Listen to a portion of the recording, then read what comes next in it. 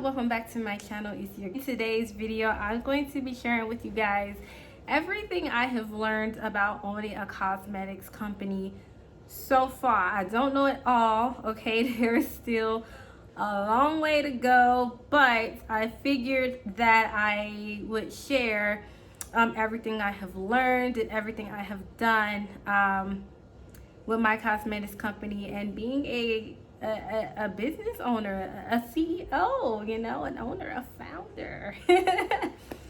So if you're new to my channel, welcome. I'm so happy to have you here, and I always planned on doing a video like this for anybody who was interested in starting their own business, as you know, as it relates to owning a cosmetics company. If you want information about that, I was always going to do a video like this, but I wasn't quite sure how I would do that, and you know, at what point in my journey I would do it. And so I decided to do it at sections as I go through different, I don't know, like milestones, I guess we could call it that. Like as I hit different milestones in my company with progress, right? So I wanted to share that knowledge with you, and also my excitement. As you can see, I have my face done, my full face is done. So I did my full face, and I have nothing on my lips. This is my natural lip color. There's nothing on my lips, and I'm going to be swatching these lipsticks for you guys and just feeling them, see how they feel, because the samples came in. The samples for my lipsticks did come in, so I wanted to share it with you guys, just everything I've learned, and do some swatches while we're at it. So I'll start off with the first thing that I learned. So a lot of questions, okay? Ask a lot of questions. I always asked a lot of questions, and luckily no one was annoyed, okay, with me asking my questions. Most people are excited to share their knowledge with you, so that's one thing I'll say is don't be afraid to ask those questions. So I asked a lot of questions. I have surrounded myself with mentors to help me develop professionally, just as a professional, and that's both I feel like it's come full force, because that was both in my military career as well as in the insurance industry that I work in. I have a mentor that helps me to this day with my professional goals, because there's the fun part to business, and then there's the professionalism, and just surrounding yourself with people, like-minded people, who want to help you get to the point in life that you're trying to reach. I'm a very business-minded woman. I take everything that I do very seriously, whether it's raising my kids, whether it's my faith, whether it's just life in general. I feel like if you're going to do something, you need to do it 100%, okay? Once I really started getting serious about being a business owner and owning my own business, that's when I started to get serious, and that's when I had that mindset change, going from, well, I can't do this, you know, like how is it possible for me to do this, to switching that mindset to how can I fix my situation so that I can do this. So mindset is the number one thing. You have to be serious, and you have to be willing to be disciplined, be structured. I'll tell you right now, being an entrepreneur, not everybody can understand that. Not everybody is going to understand that. Not everybody is going to get behind you. Some people are not going to see it. Some people are saying, no, you shouldn't do that because they're scared. Some people, it comes from a good place. They're scared for you to, you know, do this thing and it fails, right? And then for some people, it could be anything. You know, it could be jealousy. They want to keep you in your past. They want to keep you in this box, and they don't want you to grow outside of who they know you to be. You might lose friends, relationships might start to become very distant, and you're gonna have to be okay with that. I will say that the journey of an entrepreneur can be very lonely. It can be a very lonely journey, and so you have to surround yourself with other entrepreneurs. You just have to. So I did research on how to start my own business, how a business is structured. I also went to school. I went to online school here in Colorado, and for business. So I do have some credit hours in business. So actually, when I start school in the fall, I'll be starting to finish my business degree, as well as getting my makeup certifications and licensing. because I feel like those two pieces go hand in hand. How do you want your business structured? So my business is an LLC. There are different ways to structure a business. There's corporations, there are SLCs, there's LLCs, depending on where you live, the country, the state. My business is an LLC, which means it is a sole proprietorship. A reason why I founded my business as an LLC is because, first of all, I'm the only owner, right? And also because it protects my personal assets from lawsuits. So if Divine Beauty is sued, I don't have to lose my house, my car, my bank accounts, okay? All of that is separate. So that's one of the reasons why a lot of people, even big organizations, file LLCs, but it's up to you to do that research and find out how you want your business to be structured. In my last video, I talked about the book by Simon Sinek called Start With Why. You want to know your why. Why are you starting this company? Because if it's just for the money, if you think, oh, cosmetics is an easy industry, the beauty industry is an easy industry to get into, and for me to get rich and make money, yeah, okay, yeah, the cosmetics industry is a very solid industry, but that's also a fallback too if you're doing it for all the wrong reasons, because once again, people can get makeup products from so many different corporations because the beauty industry is a solid industry. You can go anywhere. We're saturated, if anything. So you want to start with your why. Like, what is it that you're bringing to your consumers that other businesses are missing out on? And then that's the need that you're going to want to fill. I done all that is I opened up a small business account with my bank. And the reason why you do that is because you want to keep your personal finances separate from your business finances. So I have my personal checking and savings account, and then I also have my business accounts with the same bank that I bank with. And I still work my 9 to 5. You guys know this, your girl works, okay? I work hard. My 9 to 5 funds my business. And so I take a portion of my check, and this is how I have it budgeted out. And I have a lot of things on automatic payments. I don't see it, I don't miss it, okay? So I have a portion of my check that automatically feeds into my business account. And when it's time for me to do things like pay the deposits for the lipsticks or the manufacturing, pay these things to the lab, and to the other companies that I'll be working with, all those expenses come out of my business account. And that just will help me when it comes to filing taxes. The hardest thing for me was finding a lab. It was so hard to do. I spent a lot of time doing so much research on Google. I mean, Google is your friend, but at the same time, I'm not gonna lie, it took hours and hours and hours of research for me to find a lab to work with.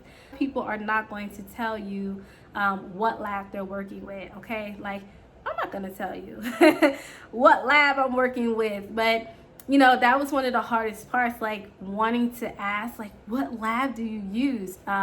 And knowing that, okay, no one's gonna tell me what lab they're using, and that's for different reasons. It's for privacy reasons. A lot of labs have what's called NDAs to protect the multiple different companies they work for. So to be honest with you guys, I spent like 4 weeks,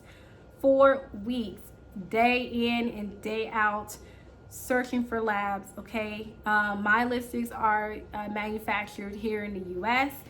Some people, I know a lot of companies do have their lipsticks or products in general manufactured out of China.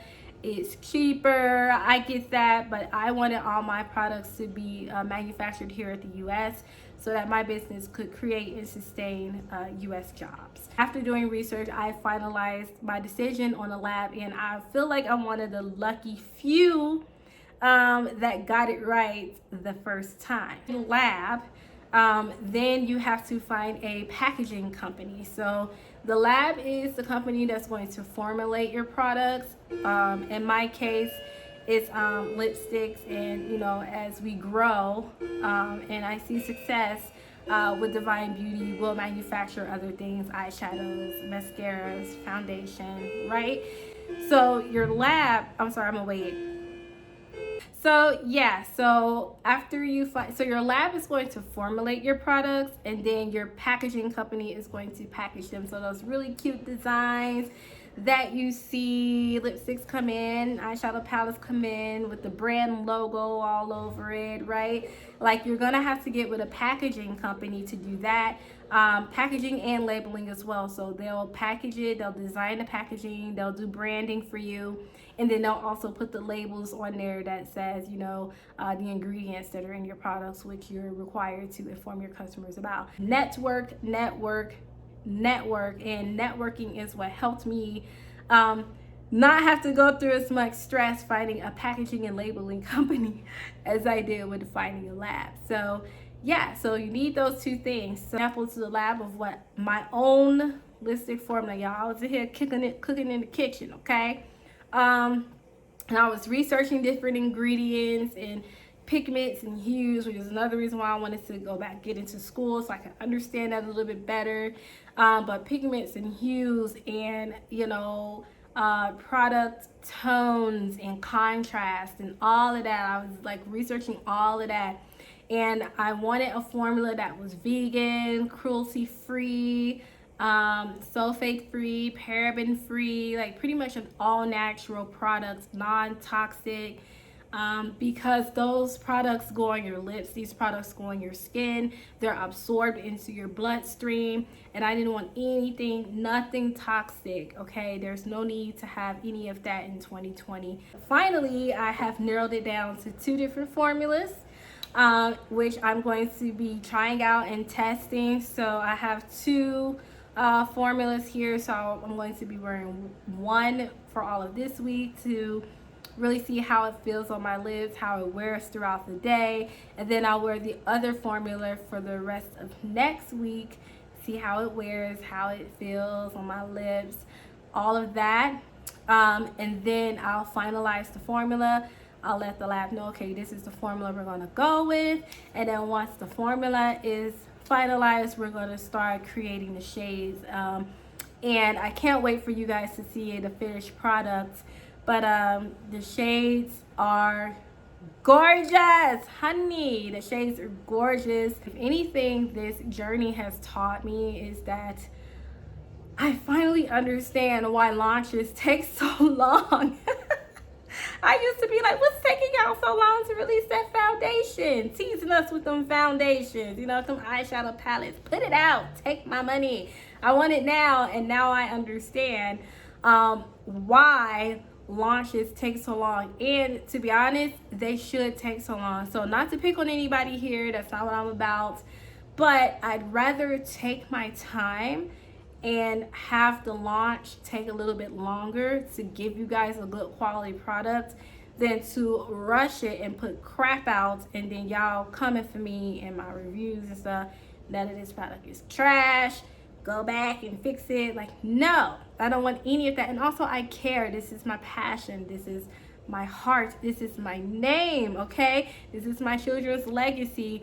And I feel like, once again, when you do something, you do it 100%. So once I create the shades for the lipstick line, I will be going to the lab to do an inspection. I want to know, I'm going to walk through that lab.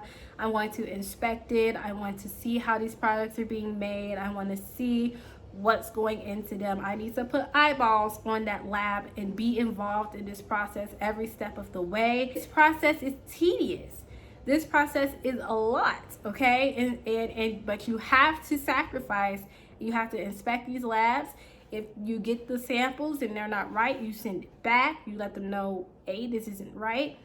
And you fix it, and you go from there, and you put out a good quality product. So actually, once we finalize the shades and I create the shades for you guys, I will be flying to the lab to do an inspection and see how my products are being made.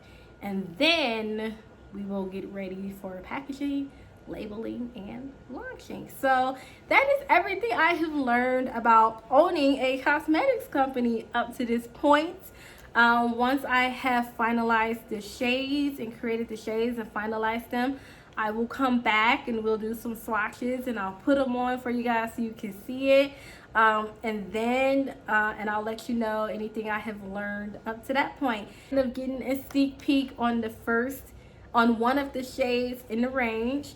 But I wanted this shade first because it's summertime and I'm going to be wearing it for the next few weeks, and I wanted it to be a fun color. So this is the first formula, and this is what it looks like. It is a beautiful fuchsia pink, and so I'm just going to pop that on.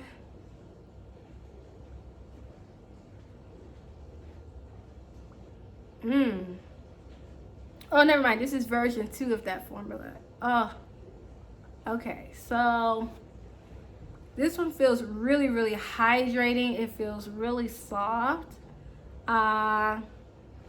It's like a balm, actually. It feels like a lip balm with a ton of pigment. That's how it feels, and it's perfect because that's what I was going for.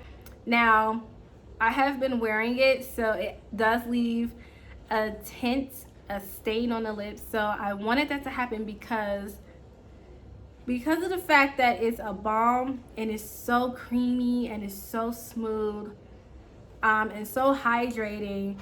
I wanted to find a way to make the lipstick last. So as you're drinking and eating throughout the day, you can reapply if you want to, but you don't have to. If you're eating and drinking and it comes off throughout the day, your lips will still be as hydrating as they were when you first put it on. I wore this lip shade all yesterday, and my lips were so smooth and butter soft. Now, you do need to exfoliate with a lip scrub, and once you do that, that's it. You just want to get up any dead skin, but the hydration lasts all day, even once it wears off, and then it stains the lips. So once it wears off, the color payoff is still there, guys. And another reason I'm so excited about these lipsticks is because I created this formula myself. I don't know if I told you guys that, but this formula is a formula that I came up with myself, guys. This is my formula, my idea. No one else has it, okay, honey? This is my formula, so I'm really excited about that, and it feels so good. Yeah, this one feels I really like this one. It feels really soft. My lips feel so soft and supple. So the next one here is hydrating too. I'll just put it on.